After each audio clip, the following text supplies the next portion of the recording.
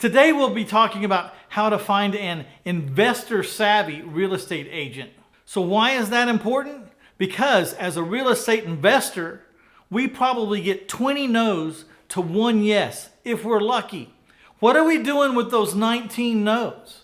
Those 20 no's? What are we doing with them? You know, there's a way to make a profit of them, and we're going to talk to Chris Craddock, and I'm going to show you an interview I did with him and how he can help you partner with the right agent to make all those no's into potential income for you. And that's an amazing thing.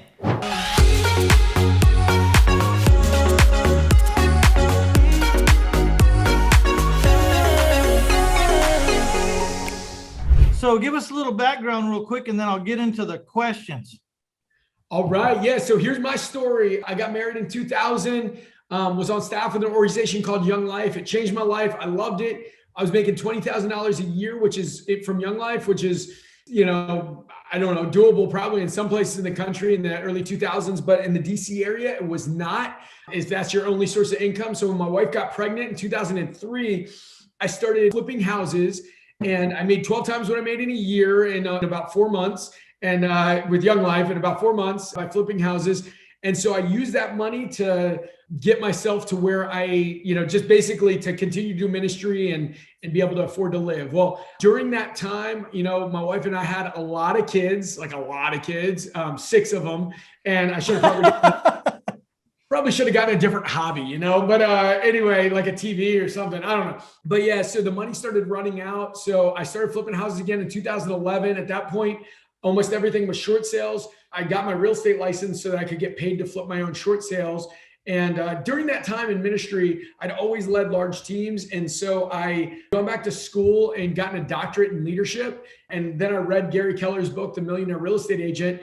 It made sense. So I started building a massive real estate team. Last year, we did over 500 transactions. And, we were number 20 out of the 200,000 agents in Keller Williams, built a really big organization. But a big piece of that was most of the time, the investor world and the agent world are these two separate worlds that don't get along well. And so what we did was build an organization that meshes the two of them.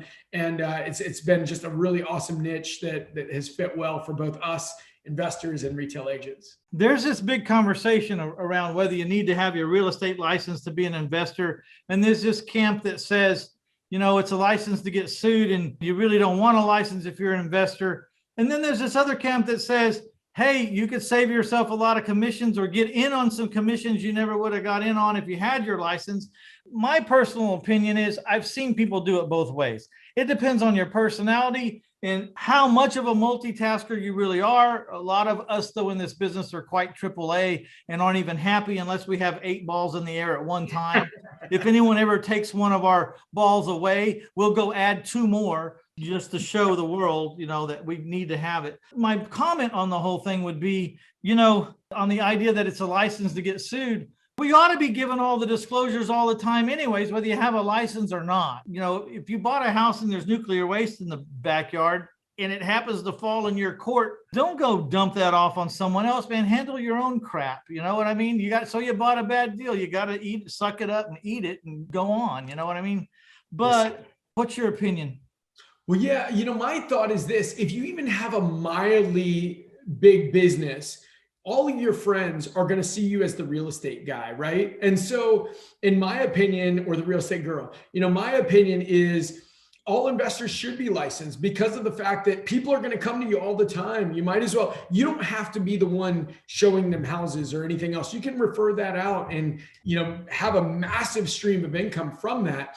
The other piece is, success leaves clues. And as I've looked at most, not all, there's a few that don't, but most of the massive fix and flip or wholesalers or most of the massive organizations across the country, the principal is either licensed or they have an in-house agent that is licensed and can give and receive referral fees. So I just think it's a no-brainer for me that, it's a natural fit because if you're an investor and you're out there bumping around, you're going to run into people that need some traditional real estate. They have traditional real estate needs. And then if you're out there and you're being an agent, my gosh, if you're not buying some properties or getting to the investing side at some point, you're missing the whole point of being in real estate, I think. You know what I mean? So I get it. But I think the point is you don't have to do both. I mean, I have a hard lending company. I don't even have a desk in that office. I don't have a card that has my name on about that. I have a partner in that business, and I raise the private money for my creative real estate business investing.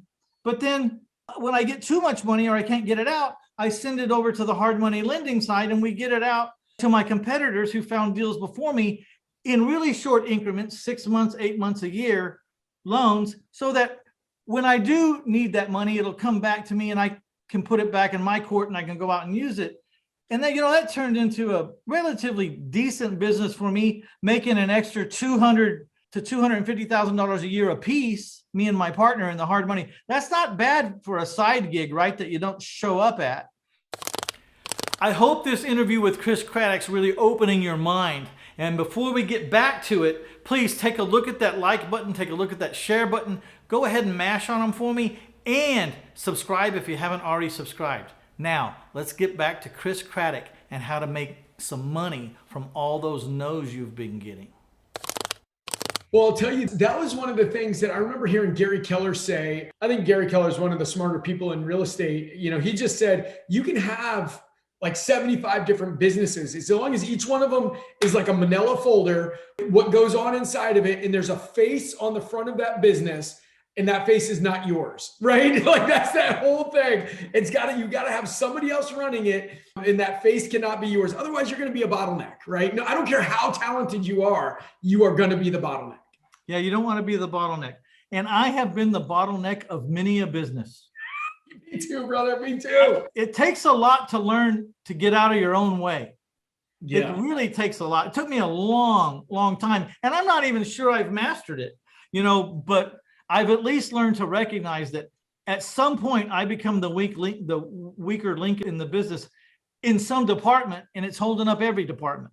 Absolutely. Absolutely. And that's the worst when you realize that was honestly one of the biggest leveling up that I've ever had was when I brought in people that at the time they were 80% as good as I was. So they weren't as good as I was at what I was doing, but then very quickly, because they could devote all their time to that versus me, where I had my time in a bunch of different categories, like their production was a lot better. So like when I was going to meet with people to get them signed up, on the first appointment, I would outclose anybody. But the reality is, because of my time constraints and everything else, I didn't follow up nearly as well as they would. So their actual total closings were much better than I was. I'll outclose them on the first appointment, but I didn't. Yeah. Anyway, so just that same point.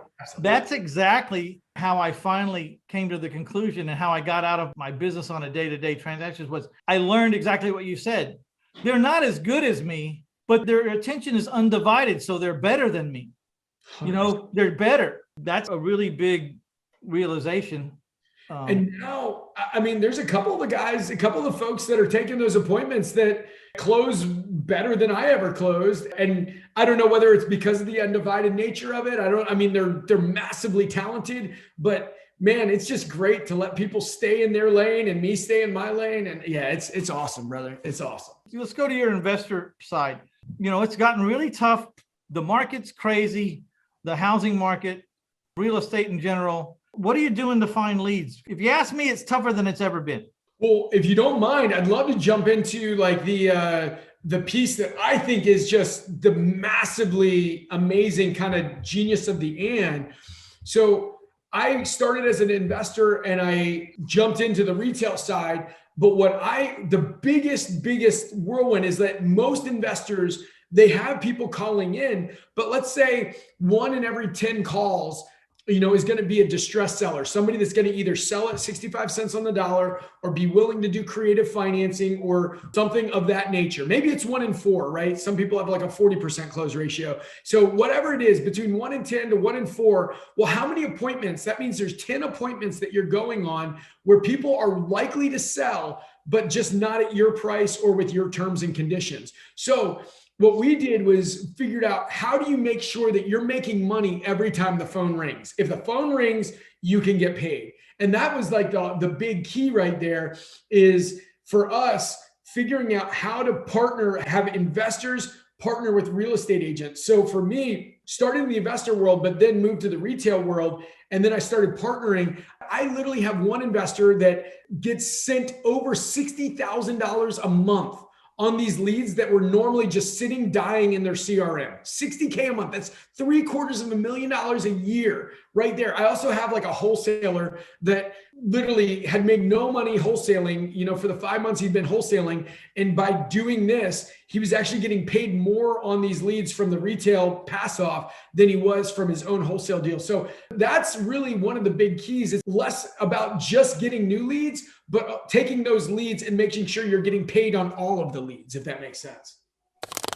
I have been so blessed that you are here, and I want to give you a copy of my The Art of Creative Real Estate Investing webinar.